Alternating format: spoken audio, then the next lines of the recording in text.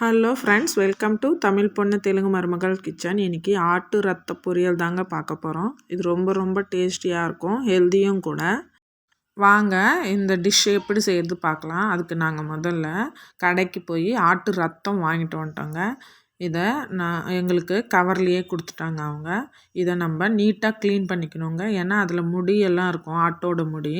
அதெல்லாம் போகிற வரையிலும் நல்லா கழுவிக்கிட்டே இருக்கணும். பாருங்கள் எப்படி நுரை வருது, அந்த நுரையும் வராமல் இருக்கணும். அது வரையிலும் நம்ம நீட்டாக ஒரு 4-5 தடவை கழுவிக்கணுங்க. பாருங்கள், நாங்கள் நீட்டாக கழுவிட்டோம். இப்போது நம்ம இட்லி குண்டானை வச்சு நான் தட்டு இப்படி வச்சுருக்கேங்க. அப்படி வச்சு செஞ்சால் கரெக்டாக வரல. இட்லி தட்டை இப்படி ரிவர்ஸில் போட்டு இது மாதிரி பிளேட்டு வச்சு இப்போது நம்ம கழுவி வச்சுருந்தேன் இந்த பிளட்டை அது மேலே வச்சு இட்லி வேக வச்சு எடுத்துப்போம் இல்லையா, அதே மாதிரி இதையும் வேக வச்சு எடுத்துக்கலாம். ஆனால் 20 நிமிஷம் வேக வைக்கணுங்க. கண்டிப்பாக 20 நிமிஷம் வேக வச்சு எடுத்துக்கணுங்க. அப்போ தான் கரெக்டாக வெந்து இருக்கும். பாருங்கள், இப்போ பார்த்தா தெரியும், நான் இட்லி பிளேட்டை ரிவர்ஸில் போட்டிருப்பேன். அதனால தான் இந்த பிளேட்டும் அசையாமல் இருந்துச்சு. இல்லைன்னா அது அசைஞ்சிட்டே இருந்ததால் இந்த பிளட்டு சரியாக நிற்கலை. அதனால் ரிவர்ஸில் போட்டு நான் பிளேட்டை வச்சு வேக வச்சு எடுத்துக்கிட்டேங்க. இப்போ பாருங்கள், கரெக்டாக வெந்துடுச்சு. 20 மினிட்ஸ் வேக வச்சா கரெக்டாக இருக்குங்க. இனிமேல் இதை நம்ம கட் பண்ணி சின்ன சின்ன நம்மளுக்கு எந்த சைஸில் பீஸ் தேவையோ அந்த சைஸில் சின்ன சின்னதாக கட் பண்ணி எடுத்துக்கலாங்க. நீங்கள் அந்த வேக வச்சுருந்த பிளட்டை சின்ன சின்னதாகவே கட் பண்ணி எடுத்துக்கோங்க. அப்போ தான் நம்ம போடுற மசாலாலாம் அதில் சேர்ந்து சாப்பிடும்போது ரொம்ப டேஸ்டியாக இருக்கும். கொஞ்சம் பெருசாக இருந்தால் அதுக்கு உப்பு காரம் பிடிக்காமல் கரெக்டாக இருக்காது. சின்ன சின்னதாக இந்த சைஸில் கட் பண்ணிக்கோங்க, நல்லாயிருக்கும். பாருங்கள், கட் பண்ணும்போதே அழகாக இருக்குது. அதே மாதிரி சாப்பிடும்போதும் ரொம்ப டேஸ்டியாக இருக்கும்.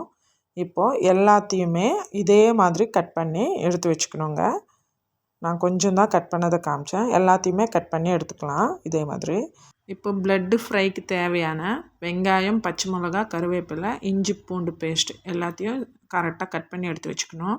இப்போது ஒரு கடாய் வச்சு கடாயில் தேவையான அளவு எண்ணெய் ஊற்றி அதில் பட்டை, லவங்கம், கிராம்பு, ஏலக்காய் எல்லாத்தையும் போட்டுக்கலாங்க. அது கொஞ்சமாக வதங்கின பிறகு அதில் நம்ம மெலிசாக கட் பண்ணி வச்சுருந்த பச்சை மிளகா, அப்புறம் கருவேப்பிலை, சின்ன சின்னதாக கட் பண்ணி வச்சுருந்தா வெங்காயத்தையும் போட்டு நல்லா வதக்கிக்கணும். இது சீக்கிரமாக வதங்கிறதுக்காக நம்ம கொஞ்சமாக சால்ட்டும் போட்டுக்கலாங்க. சால்ட் போட்டு நல்லா வதக்கிக்கணுங்க. பாருங்கள், நல்லா வதங்கிடுச்சு. இப்போது இஞ்சி பூண்டு பேஸ்ட் போட்டுக்கலாம். 2 டீஸ்பூன் போட்டுக்கோங்க இஞ்சி பூண்டு பேஸ்ட்டு.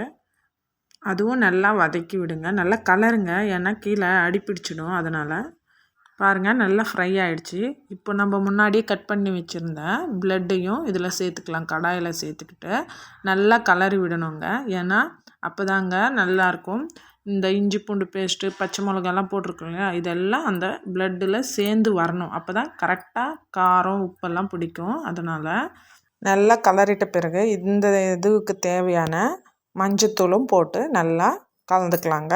எல்லா பீஸுக்கும் படுற மாதிரி கலந்துக்கலாம். இந்த மஞ்சத்தூள் போட்டு கலந்த பிறகு இதுக்கு இந்த பிளட்டுக்கு தேவையான சால்ட்டும் போட்டுக்கலாங்க. நம்ம ஃபஸ்ட்டு கொஞ்சம் போட்டிருக்கோம், இப்போ கொஞ்சமாக போட்டு கலந்துக்கலாம்.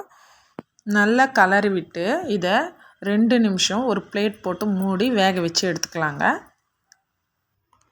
2 நிமிஷம் கழித்து ஓப்பன் பண்ணி பார்க்கலாம். அவள்தாங்க, ரெடி ஆகிடுச்சு. பிளட்டு ஃப்ரை ரெடி ஆகிடுச்சுங்க. ஆனால் இதோட கொஞ்சம் மிளகுத்தூளும் சேர்த்துக்கலாங்க. அப்போ ரொம்ப டேஸ்ட்டாக இருக்கும்.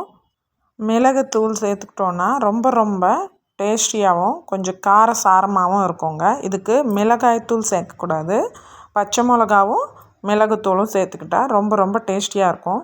மிளகுத்தூள் போட்டு நல்லா கலரி விட்டு 2 நிமிஷம் பொறுத்து ஸ்டவ் ஆஃப் பண்ணிட்டோன்னா சுவையான ஆட்டு ரத்த பொரியல் ரெடிங்க.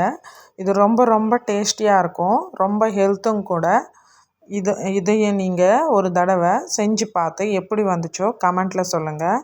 இந்த வீடியோ உங்களுக்கு பிடிச்சிருந்தா நம்மளோட சேனலை சப்ஸ்கிரைப் பண்ணிக்கோங்க. லைக் பண்ணுங்கள், ஷேர் பண்ணுங்கள், கமெண்ட் பண்ணுங்கள். தேங்க்யூ.